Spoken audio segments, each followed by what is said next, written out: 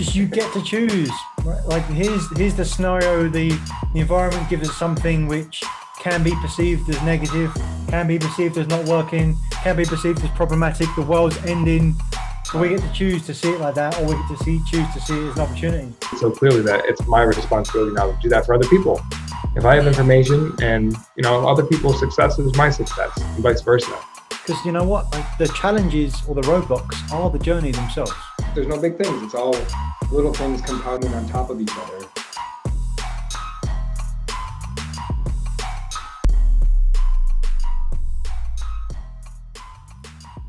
Right. Welcome to another episode of the Pro Advisor Coach podcast.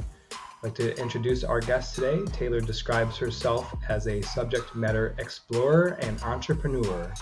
She has a bachelor's degree in mathematics from Castleton University and a master's in measurement and evaluation from American University. After working at the Johns Hopkins Applied Physics laboratory for 5 years, working in design thinking as well as assessing the performance of facial recognition algorithms, she started her first business in logistics and has since opened her second, called WildFire Coffee Company. She has played ice hockey her entire life, including the D3 level in college, as well as coached at various levels. She has also represented the U.S. women's ball hockey team in 2017, 2019, and for the upcoming 2024 year. We welcome Taylor Steadman to the Pro Advisor Coach podcast. Welcome, Taylor. Thanks, guys. I'm super excited to be here and have this conversation with you.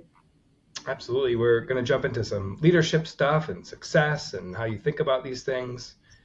I haven't gotten your approval to do this, but I want to know more about this big goal that you scored in your college career. Could you tell us more about this? This is where I want to start today. Oh man, I love that. That's a curveball. I didn't expect it, but let's talk about it. So college, I have a funny background with sports. I've been injured a few times, had a few surgeries, and going, all the way back to high school, my senior year, I had an ACL injury a few days before the semester and ended up sitting out the whole year. So my recruiting track kind of got off the mark a little bit. Got back on in college, ended up going D3 to Elmira College, which was an awesome journey my first year. The first year in college hockey is always so challenging emotionally. You have your big ebbs and flows. You're coming from maybe a program where you played all the time, or maybe you didn't play all the time, and you have to adjust to a lot of external factors that are going on. So I remember being so frustrated through that season, just not playing a ton. And I remember a few weeks before the tournament, we had a teammate who got injured, and coach pulled me into the locker room and he's like, okay, Steadman, it's your chance. You have to show up here. And I was like, okay, I'm giving it all I got. And national championship game, it's 0-0. And as a freshman, I got the only goal to win the national championship game for a 0-1. Final score. And it's just funny because you go from not playing and not even, to winning that national title and being such a presence in that game was really, really exciting. And the whole journey for me was so humbling in itself. So definitely learned a lot from that.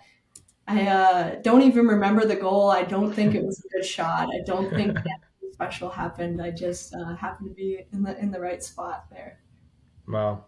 We mentioned, this in somewhat passing in our show prep. I didn't realize, was that the only game that you played all season? Is that what you're saying? No, I played games. I played a lot of other games as well, but had a stunt there in the middle where middle of the season was just hard for me. I was hunkered down trying to make it through and adjust to that college play. So I did play a pretty significant amount for a freshman, but gotcha. Yeah. Well, thank you for allowing me to put you on the spot. I'm just curious about that because it's making me sweat. First question here. Well, it's got to be such a good feeling, right? And I think I wanted to start there with, just thinking about success because, who knows? Maybe you define that for your success, like winning a national championship. Maybe you guys set that as a goal. Who knows? But I think the more intentional we can be about what success actually looks like for us, the more likely we are to achieve it. If we can call out what it is, then we know that we can carve out the path.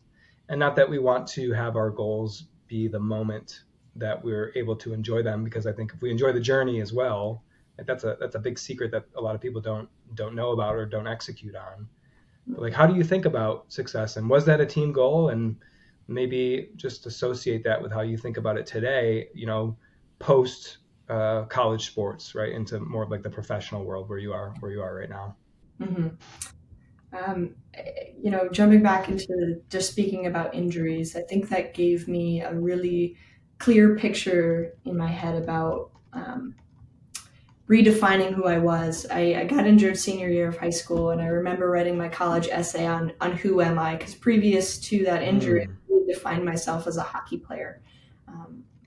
If you said, who am I would have been like, oh, I'm a hockey player. That's how I identify. Every day I get up and I, do these things to be the best hockey player. That was kind of a one-track mind.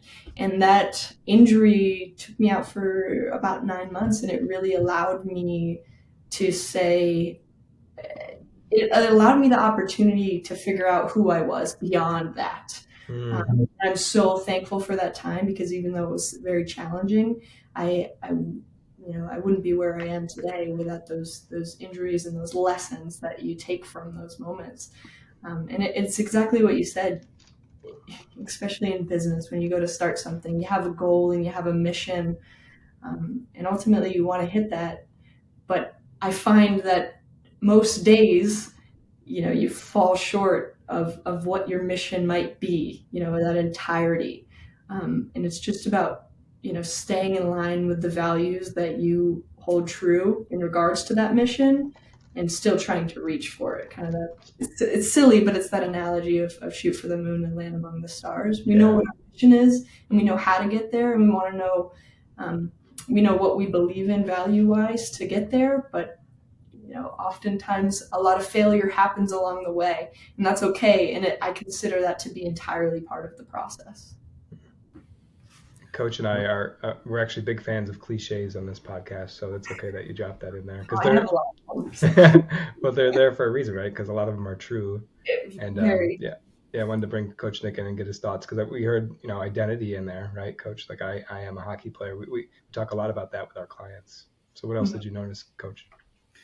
Yeah, I think we also recorded our last podcast just on that subject as well, because there's so much depth and nuance in identity and how we think about ourselves overall and certain parts of our life as well. But I think that the awareness to kind of go into something with that certainty, well, that's just how it is. And like, it's not a case of, do I do it whether I fail or succeed? It's like, it doesn't matter either way, because it's just who I am.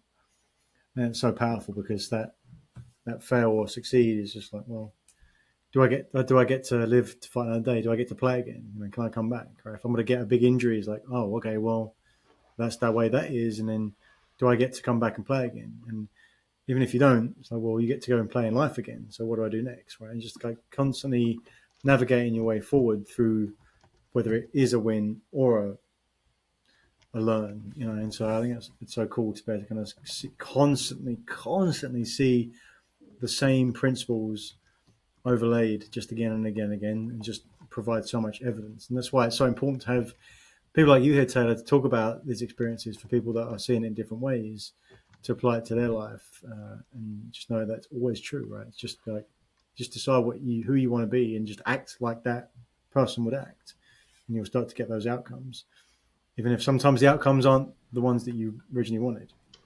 I'm sure you got plenty of other examples of that, but such is life, right? There are. I remember I always struggled with that philosophical question of, what is the purpose of life? I find myself being interested in like a lot of different things and switching my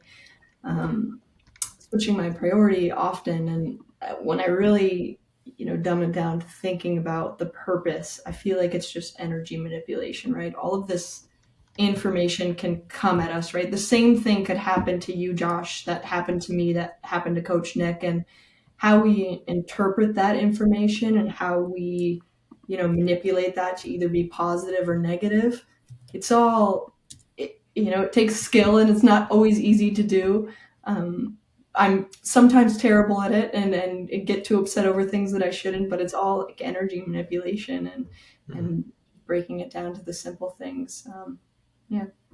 This is one of my favorite conversations. Purpose of life. Oh my gosh, like we're getting into some deep stuff, but it's the old adage of, the unexamined life is not worth living. Like, we could live a certain way, and if we never think about it, we'll wake up one day and be like, I wasted all that time doing what? Like this, living someone else's dream, or doing what I thought I was supposed to do. And that's why Coach Nick and I love what we do as coaches, because we examine that every time we have a coaching session. Like, we hold space to have these most important conversations, because unless we're living in alignment with what we really want to be doing, then we're just kind of wasting time. And to answer that question is very difficult, right? We make our best effort at it, but it's constant tweaks. It's like, okay, now I've learned this about that, and I've learned that I want this thing, and you make the adjustment and you go over there.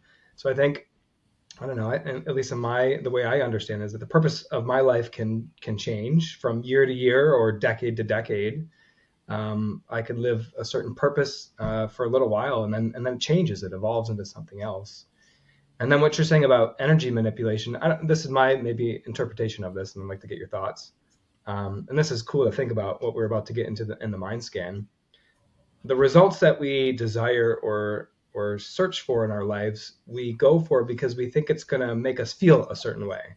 Mm-hmm. Like, I want to feel good or fulfilled or happy or have a good time. Like, that's all part of what I want. So therefore, I do things to execute on what I think the results will deliver that for me. Mm-hmm. All right. And so a layer removed from that is like, everything starts with our thinking. And so that's what the mind scan measures, is like, what do we actually value in our thinking?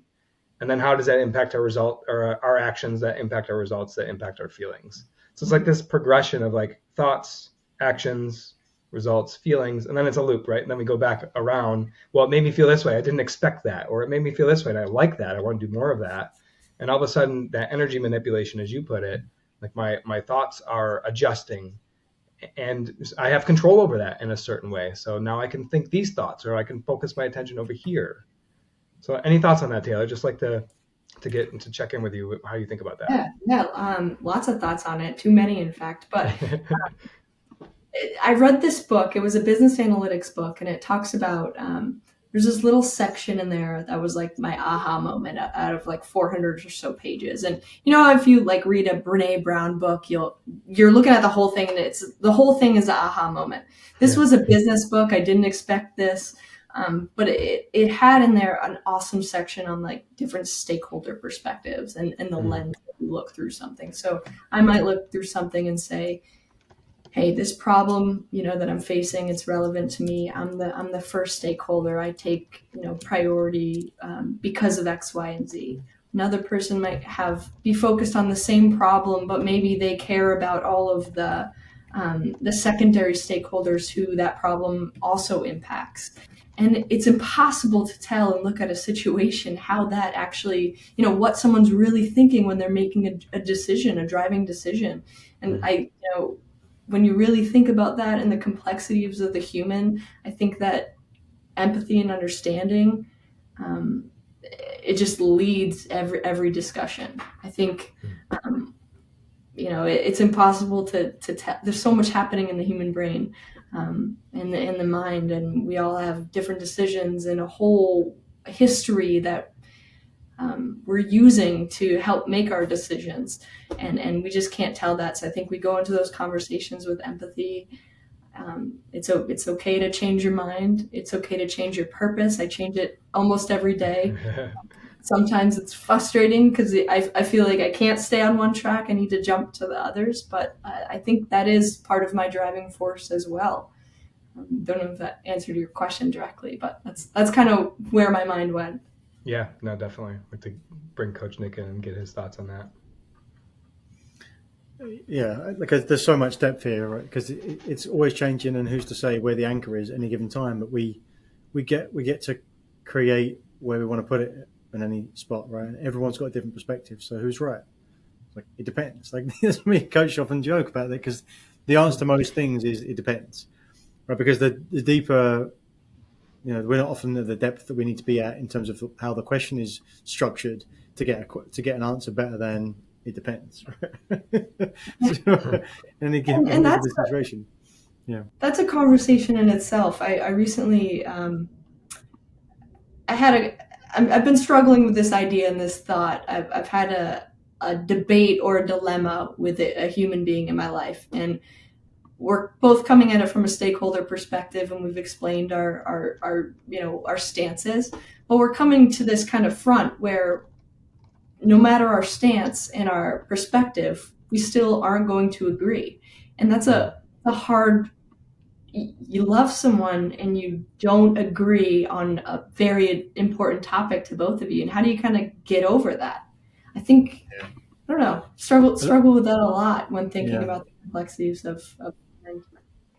Yeah, it's hard to be a human, isn't it? Yeah, this starting point. So it's so important here with that, because I think about this from a individual perspective, but also you could think of it like a business perspective as well, because if it's just two people that have lives maybe that overlap but are doing their own thing essentially, then what you're judging something on, because we're judgment machines, we do it all the time, is based on what your deep beliefs or expectations are for something to be true, right? And so then at that point, you can't make an argument for what's right and what's wrong, because people have got a different place they're coming from. You can talk about why you got to your outcome and what assumptions you're making based on that. But essentially, to your point, Taylor, you could easily be in a place where you disagree fundamentally on something with someone, even if you're very close to them. But I think what's important to think about is that it's not a case of who's right, who's wrong. It's just understanding, right? You want to understand something, not to make someone wrong or to prove yourself right. But then from a business point of view, that has a parameter, like it's in a box, right? Because the business, well, should have at least have a vision and a mission of where it's going to. And if you're the person that is the proxy for that business, because if it's your business, the business can't talk, so you got to talk for it. It's like essentially it's outside of you. And saying if you own a business, say the business this is the vision for this business. And so within the parameters of this vision, this is the anchor. Then either some might say, you'd be great to help me in this business, but this is the outcome. This is what success is, the vision of that particular business is. And if that doesn't resonate with you, then probably you're not a good fit for the business overall. Sure. So it's like you might not find that there's someone that has your exact vision for your business in the same way that you have it. I think it's important for us, as leaders, to be able to share the vision with as much intensity as you can, because that's how you share with others why it's important to you. And even if they can't find the whole reason to get on board with what you're doing, find something about it that they love that's going to help them get to that next level, such that you serve them as they're going through to help you realize your vision as well. So I think it's a lot of depth in that conversation. But that's how I think about it, is from an individual versus a business point of view, right? Because it's like, who's to say what people should believe or what assumptions they should make? But in business, you can define that, right? Because you get to choose if it's your business. You do, absolutely. Just jumping on that, the individual versus business perspective, I've found oftentimes that those are sometimes butt heads as well. I think, there's a way that you are as an individual, there's values that you have, but then when you're running a business and leading people and motivating and being a visionary for those people, you really have to think about a lot of things that you didn't or you might not have as an individual. So it brings in a whole another layer of complexities. Yeah. Very well said. Get me thinking in different terms here today. This is good. Taylor, I'm wondering if we might transition into more of the business side. Yeah. And I don't know. I'd like for you to maybe share a little bit more about so first one was a logistics business, and second one is coffee. Is that right? Yes. Yep. Sure. Let's talk about it. So it's kind of a crazy story how we started. But after college, I had gone in my master's program. I had gone the very safe route, if you will. I'd gone and started working a W-2 job that was great and was wonderful, and had wonderful coworkers, and I was, definitely enthused by their mission. But I think I I continually found myself wanting to explore or fight for my own mission or create my own culture. And so I had always been interested in something like that. And my business partner and I, he took a very different route after high school. He actually didn't go to college. He went straight into logistics, and we're very, very opposite humans, which is good from a business perspective because we find ourselves meeting in the middle on a lot of and compromising on a lot of things. But basically what happened was there was this quote that came out. He was slightly in the logistics world, so he had a little bit of situational awareness on what was going on there. And he lived in Louisville, Kentucky at the time. And there was this general quote that kind of went out to everyone in the network that he was involved in that said, "Hey guys, we're looking to warehouse the COVID coolers for a particular client." So we didn't have a business at the time, but had always talked about starting one together. And so we were like, yeah, let's write a proposal. This will be fun. Not thinking that we were going to get it at all. We actually did. And so overnight, within a few days, we had responded to this quote, received the quote, and they were sending us 20 trucks full of product. And so the first thing I did was created an LLC, created a business that was an LLP, because I thought, it's the two of us, we're partners. LLP is a limited liability partnership. That was completely the wrong thing for me to, create. And so the point here is there was so much failure in the beginning of that failure, in the beginning of the creation. Probably shouldn't say this, but even from damaging, product, just from not having standard operating procedures and not having employees and not even having a space, to, creating an LLP instead of an LLC. A lot of failure and a lot of crazy things. But so fast forward, we had that project for about 3 months. It expanded. We ended up with about 75,000 square feet of warehouse space and a pretty good amount of employees at the time, around 8. And that project actually came to a really quick halt because they weren't distributing like they had thought. So what happened then was that was our only customer at the time. So we needed to take a few steps back and say, okay, who are we? Where are we going? What are we doing here? What's our mission? We needed to have a target that was not clear before. We had started and we were just kind of sprinting towards no target, I should say.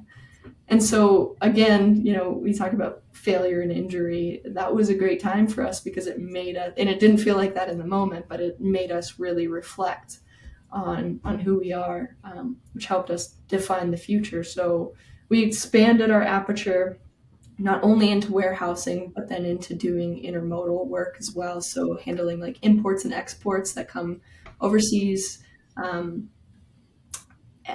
and basically handling the domestic transportation of containers when they hit the US or they were going to leave the US. And that whole process allows us to give the customer kind of the full package and what they were looking for in the transportation side of things. Didn't know anything about logistics before starting that business, but I think, if I could talk about business in general, I feel very strongly that it's not only about business, it's 90% about people and leading and management and motivation and all of those things. I think in any business that truly is how I feel, whether it's logistics or not. That's truly how I feel. So yes, that all happened. Fast forward, our aperture has expanded. We're now in multiple different markets, not only Louisville, Kentucky, but Nashville, Memphis, and Atlanta. So that's going really well. We were hiking so pause on Dream Logistics. We were hiking in Gatlinburg, Tennessee, and we got really inspired by the wildfires over there. I don't know if you guys know this, but about 90% of wildfires are actually started by campers. And so Huh. we, just being an innovator and an entrepreneur in that world, we're always thinking about like, what are we going to do next after we, crush this? And when we crush it, I'm talking about like when we perfect standard operating procedures and we have a great hierarchy for management and they're, internally motivating each other. Once that's all figured out, what are we going to do after that? Because that's the fun part to me. That's what I like doing. And so we were hiking and we were talking about like our next business venture, and that's how WildFire Coffee Company started. We got really invested in the awareness and bringing light to kind of the whole logistics process from the farmer to the consumer of the bean as well. I'm not sure how much you know about that industry, but it's pretty unethical. And there are a lot of crazy things that happen in that world that we want to bring full traceability to. So we're very new to the market on WildFire Coffee Company, but it's more of a community engagement business. So I guess less of a business and more of a passion on that side. Yeah, but that's where we landed. That's where we are now. So both of those are still in operation, and I hope both of those will continue to grow. I love that you're following the what do we want to do next? What feels good? What can I be going crash on next? And like, as you said, Taylor, business is not about business at all. Actually, the way I say it is that business is all about relationships. It's all about relationships. And I guess you could extend it like you did, right? Communications and leadership. Because it doesn't matter what you know, if you can't communicate that to someone and employees and team members and clients, customers, it doesn't matter. It's all about people. Everything's about people. Super true. And a good segue, that's actually one of the pillars of thinking that we'll touch upon in the mind scan. Before I share it on the screen, we jump into that. Taylor, I might like have you define, just give a go at defining success for yourself. Maybe not the businesses specifically, but how would you know that you're being successful as the operator of these two businesses? How would you define that? What would that look like? Speaking of tough questions. That is a really tough question. I mean, there's success on a macro and micro level, and I think I on the spot I couldn't define both of those, but I can define it from a leadership perspective probably more. And I guess on a macro level, you have to look at the business analytics. You have to look at the data, and you could say, I started this for X. This is my mission. How close am I coming to that metric wise? I think that's macro understanding. That's a way to assess it. On a micro level, you have your operations, which involve people. And I think success there, some of the things I mentioned before, but do I have, internal motivation? Do I have my hierarchy? Do I have, all of these things happening naturally? When you're a leader, you can be involved in the everyday processes, but I think it's successful when you're removed from those processes and it's operating on its own. That would be success. I think visionaries, especially in businesses, they come in and they, someone has to implement to have that vision come to life. But success is when, you're able to remove and that vision is still alive and functioning and operating, both on the macro and micro scale. Man, I love that definition. It takes people a long time to realize that, but think of the identity shift and the belief shift that it takes to first start a business where you're the only person or the only people doing the activities, right? Mm-hmm. To a point to where like fast forward, you've removed yourself from that. A lot of people have identity crisis with that. Like, I'm not needed. I'm not useful anymore in the operations of the business. But and it's becoming clear to me why you keep mentioning about the people, because you have the privilege based on what you've built to see it from that higher perspective of what's happening in the business beyond just executing and operating on a day-to-day perspective. It's like there's something bigger happening here. And unless you even put yourself in that position, you can't even get to that conclusion to like think about those things. You're just like, you're in doer mode, right? You're just operating. Right. Absolutely. And that's fine for some businesses. I mean, some owners want to be in doer mode for Sure. the entire lifespan of their business, and that is awesome. And maybe I wish I could do that, but I just the nature of my interests make me want to move quickly. Sure. Mhm. Well, that is the perfect segue here. I'm going to share my screen. And Coach Nick, I would like to just ask you what you see first based on our conversation here. Where's the drum roll? We need the drum roll. It's like a And new drum scan, new roll. drum roll. Come on. Come on. Da, da, da, da. All right. All right. And Oh, we boy. did, for everyone watching, listening, and for you, Taylor, as well, we did an episode on really explaining what the mind scan is overall with a lot more depth. So I'd instruct people to go back to that and just look up the mind scan episode for some more depth than the mind scan is. And so we've got a lot to share on this, but there'll be plenty more that you can take away and dive into it by yourself. But no, there's 3 ways that we measure in the mind scan here. If you can see in the middle here, we've got the relator, the doer, and the thinker. So essentially people, innovation and action, and structure and process. Those are the 3 ways that we think, like the 3 highest level categories of thinking. We can do it in the internal or the external. So 3 above and 3 below gives us 6 different ways to measure. And you can see we've got a scale here from +10 to -10, and that is how much we would value a particular area. So like it's a continuum. So overvalue on one side, undervalue on the other side, everything in between. And then the size of the circle is about how zoomed out are you. And so the big blue circle, I can see 100% of the pie. And then you can see that it ticks down based on that sort of 20% increments. And so the more zoomed out you are, the bigger the circle is. So what really strikes me in our conversation, and then what shows up in the mind scan here, is right in the middle, practical thinking. That is around action in the external world. So you can see there, Taylor, you're like a +7, +8 towards favoring taking action and have a real zoomed out view for what is available. The story you just told about doing hiking and looking at things going, what should we do here about our next venture? And then, okay, we're just going to open a coffee company to help with this.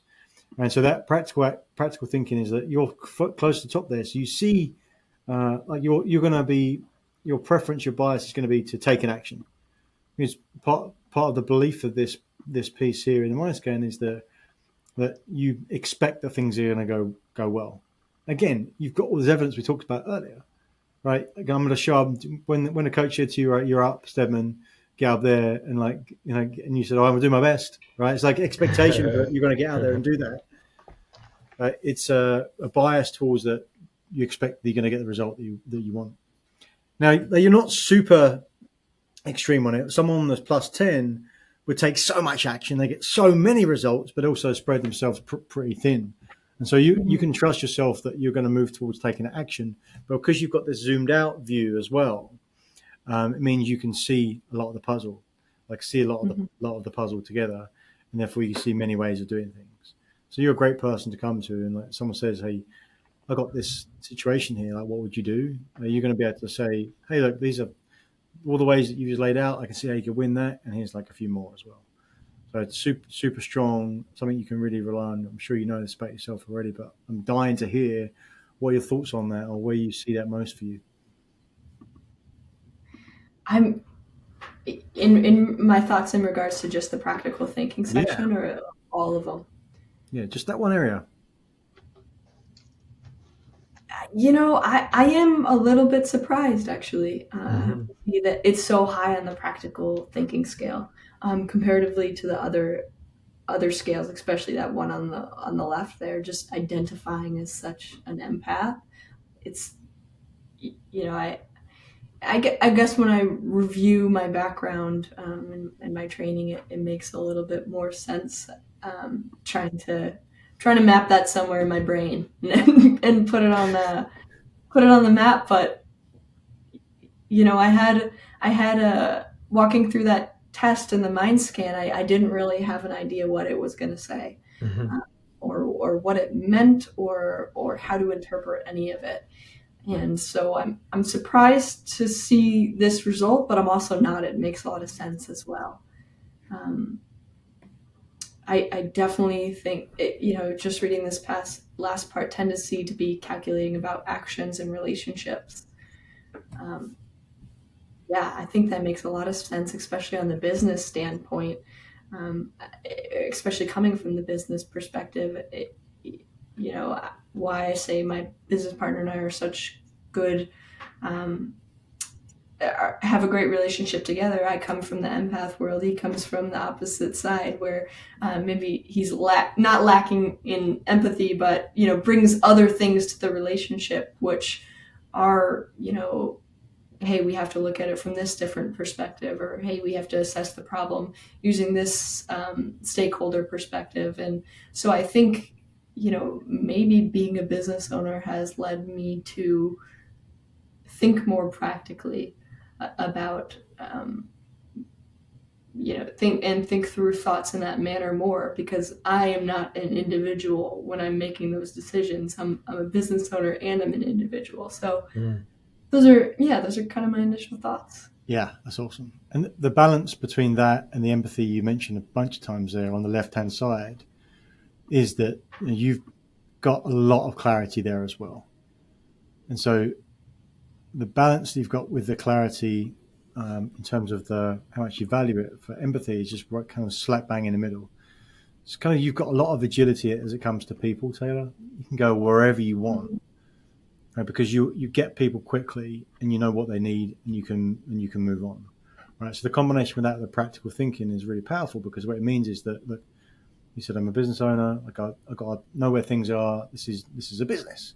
Like you said, I got to crush. Mm-hmm. You said I got to crush the SOPs. Like I love SOPs. And I love structure and organization of knowing where everyone fits. So it's taking the action around it and the right people with the relationships that you can go between those two areas pretty quickly. Sounds like, right. I'd love to see it. Perhaps your business partner on the right hand side favors structure thinking a little bit more. And you might find as well, like I've seen this. I don't know how, Coach, how often you've seen this, but I've certainly seen where people that are business owners or married or have another close relationship can lean further into their preferences because they know that the other person has got their back on the other part. Now, because Absolutely. If you have a preference in one area, you're concerned that you might go too far in that. If you've got to self-regulate, but if you know you've got someone that catches you, allows you to be the best you can in those certain areas. Yeah. Mm-hmm. Mm-hmm. Absolutely. I see us doing that all the time, running into problems that you need to lean a little bit heavier on the empathy, or, there are problems when you might need to lean a little bit heavier on the practical thinking. And oftentimes I think we will distribute tasks based on our skills. Mm. Yeah. Yep. Mm-hmm. What do you see, Coach?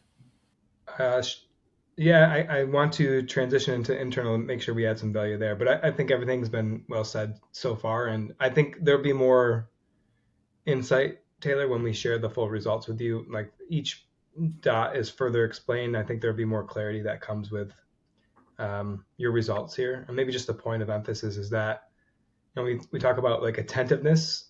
Not everything can be up, right? So it's just like we have a bias of what we prioritize, and it's not that you don't care about the people. That's not what this is showing.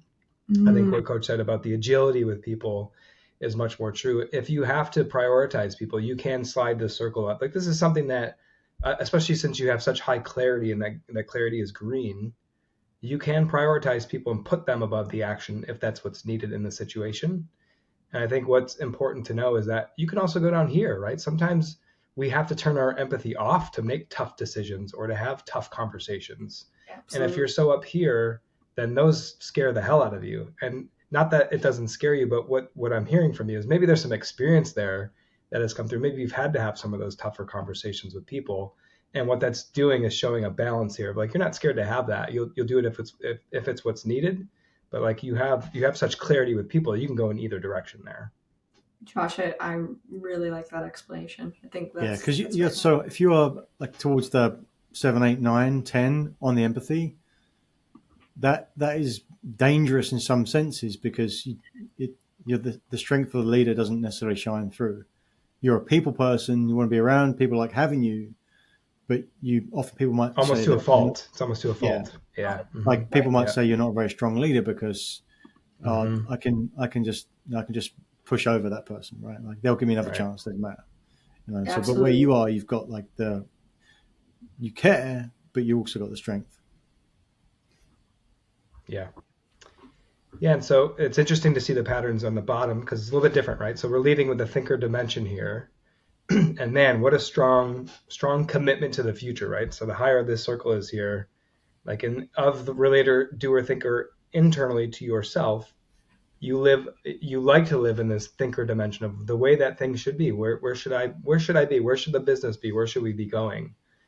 And it's a great strength of yours because what comes through is like that you're so committed to that. Whatever you decide you should be doing, like you're all in on that. There's like maybe a little flag attached with some perfectionism coming through as well. Mm-hmm. Whenever we see this pattern with the self empathy where it is, just means that you're really hard on yourself, or you have a tendency to be hard on yourself. All Mm-hmm. right. And same thing, that can be a good thing, right? Because that drives you forward. You get results that way. And also, like, we want to make sure that we're paying attention to this aspect here, maybe asking some of those questions. How do I really feel about that? Because this is the driver of the whole mind scan, in my opinion, is the self-empathy. Because going back to how we framed it initially, right? Thoughts, actions, results, feeling, it's all about the way that we feel, right? So we want to make sure that we're paying attention to that self-empathy in relation to where we think that we're going Mm-hmm. and how committed we are to that as well. Any thoughts, or maybe Taylor, if you want to take us in a direction here, do you want to know more about something in your internal world here? What question do you have? I'm very interesting. The thinker being so high in the way that you explained it makes you kind of right on, spot on. I definitely am hard on myself. Yeah. So I guess my question, speaking of the internal world, is this assessment saying, your self empathy in your internal world is lower than your empathy in the external world, and like maybe I'm harder on myself than I am on, I would be on others. That's what it's saying. It's definitely a takeaway. Just maybe a qualifying response to that is that there's two sets of 18 statements, right? So the second 18 is what's being measured down here in the internal. Mm-hmm. So while we're not directly comparing, people empathy to self-empathy, that mm-hmm. can be a takeaway and just seeing where the circle lies, right? So mm-hmm. just as a tendency of what, how you perceive people, your circle and the external, yes, is higher than the internal, correct? Mm-hmm. Very interesting. Yeah. Yeah. I will be reflecting on that a lot later as well. Sure. Yeah. Yeah. And I think there's opportunity here, so that I don't steal all the internal. Maybe we'll have Coach Nick come in here. But this role awareness, I think there's opportunity here, and I'd like to get some insight into this. What do you think, Coach? Yeah, it's so when Coach asked you, Taylor, about what success is in your business, you gave a fantastic explanation of what success might be overall, and on the macro, and on the micro as well. But perhaps what you can notice here is that internally, all of the circles are smaller, which means that you're seeing less of the total available pie to review. Right, so maybe you see like 40% of what might be there to see. That's not a wrong thing inherently. It just means you're focused more on one area. But that also does mean that there's potentially things that you're not looking at right now. So if you're not looking at them, you're not really taking them under advisement as much, and therefore potentially missing something. So your self-direction is so high, right? So you come to where you want to be, but it's in one particular focused area. And you might be okay with that. But it also might feel sometimes like, I know I want to be somewhere, but I'm not there yet. And there can be some frustration there, and equate to what you see in the role awareness, because really what the mind scan is saying here is that you're not aligned in some places. And it's interesting because I didn't really see this in what you shared so far, but there might be some misalignment on what you could be doing in some of the roles that you're playing in your life. But you're not quite clear about what it could be, right? And so you get that balance between the self-direction and role awareness. And so the reason why I shared about that success piece would be perhaps the opportunity here. And maybe you got this, and maybe not for this podcast, but I'd certainly think about what specifically for you does success look like in either of your businesses, both of your businesses, maybe even other parts of your life that may balance those two things out. And you also might say, feel really good about everything right now, and I've got it figured out, and I'm okay with how that feels. But that's really what the mind scan's saying. So there's opportunity there. Should you want to lean into it, is just to get some more clarity specifically about where you're going, and then often that will give you more clarity around like what are the specific roles. Now you did say already, you like doing the SOPs, you like doing setting up the people and the structure. And so it'd be interesting to get your thoughts as to where you might see that show up for you, but definitely opportunity there. Yeah, I'd like to definitely look into that more and see what else sits in the role awareness as well. I try to be as reflective as possible. I'm not thinking of anything off the cuff that I could be like, yes, this is it. I've been thinking about this in the back. I want to bring light to this.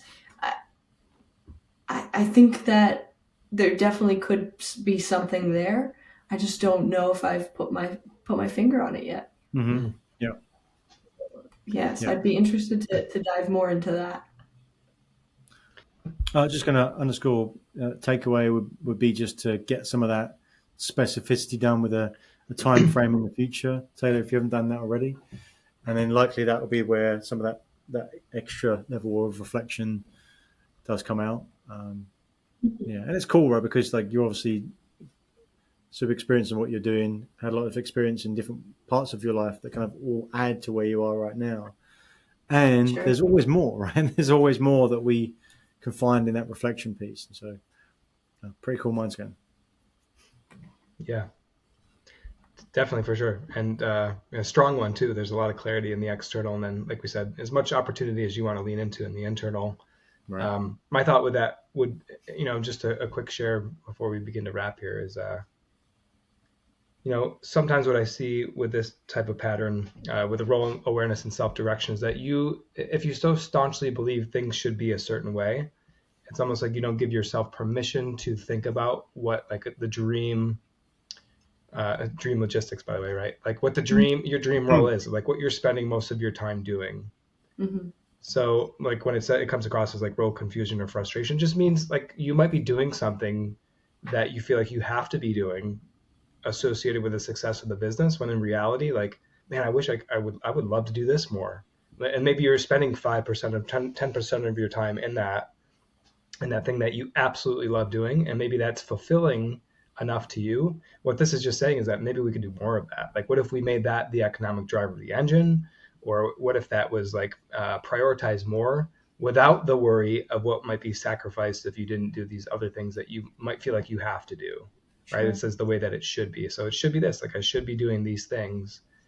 So the counter to that would be like, well, let's just dream a little bit. Like, what would you love to be doing more of? Like, what just lights you up inside as far as what roles you play in the business and in life? Man, okay. I think you might be getting closer. That was that might have been a aha moment for me there. Oh, awesome. Great. Mm-hmm. Yeah. And all Coach Nick and I are doing is basically providing our own interpretation of what you'll read down below. So you'll see more of this once we share the full results of your mind scan. And we're definitely open to having further discussions, whether or not that's on a podcast or not, about this type of stuff here. So awesome. Yeah. No, thanks for leaning into this and allowing us to share and go a little bit deeper on your results here. Of course. I love it. Yeah. And it's usually at this point in the episode that we just kind of like to reflect and provide some takeaways of what was useful for you. What do you want to think more about? How has this helped you on how you think about yourself as a business owner? I would just love to hear you share that before we depart. I think, my biggest reflection point, we just touched on it again, but it's going to be defining success for me more as an individual, and maybe doing some goal planning around that. think that's going to be a pretty important one. Yeah, that's awesome. Cool. Coach Nick, maybe the final word for you, sir. Would you like to share? Loved your distinction around success overall. Thought that was fantastic, Taylor, and it's so cool to see taking different parts of your life and kind of bring it together and the good work you're doing through your entrepreneurship now. So thank you so much for sharing and keep doing what you do. Yeah, Absolutely. Thank you guys. This was so fun. Awesome. Well, thank you for coming on, Taylor, and we'll see you next time. Okay. Bye-bye. All right. Bye-bye. Thank you for watching another episode of Truth Seekers. We appreciate your interaction. So please comment, like, subscribe to YouTube, Apple Podcasts, or Spotify, wherever you get your podcasts. And if you want more, check out some of our links. Links to our masterclass, The Achiever's Mindset, and come join our LinkedIn group. And what do you want to see more of? Remember, we're here to share the simple secrets of successful. So help us do that. What do you want to see? What do you want to see more of? Thanks, and see you again next time.